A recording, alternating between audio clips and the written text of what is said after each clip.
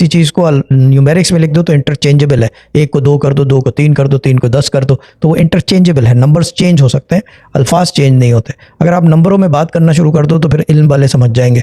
जो इल्म वाले इस चीज़ की, न्यूमेरिक्स की या हरूफ अबजद की इर्तिका पे पहुंच जाते हैं, वो फिर अदद ही में बात करते हैं कि वो 5 नंबर का है, वो 7 नंबर का है, वो 3 का है, और वो यूं होगा, 3 दिन लग जाएंगे, 6 दिन लग जाएंगे, 10 दिन में काम हो जाएगा, ये वजीफ़ा कर लें। हर चीज़ बंदी हुई है। कुरान खुद जो है 30 पारे के अंदर एक किताब है, मजमुआ है। इट्स अ कंपिलेशन ऑफ 30 पारा, 1 से लेके 30। अब 29वां देख लो या दूसरा देख लो या 10वां देख लो, the power is concise within 1 to 30, बांधा हुआ है उसको, इन्फिनिटी में नहीं जाता।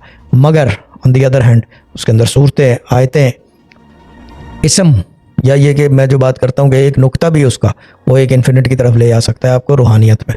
तो इसलिए वी टॉक अबाउट द कायदा and this is what our believe is कि ये इसमें चूकता नहीं है आदमी, चूकने का काम दूसरे उलूम में है।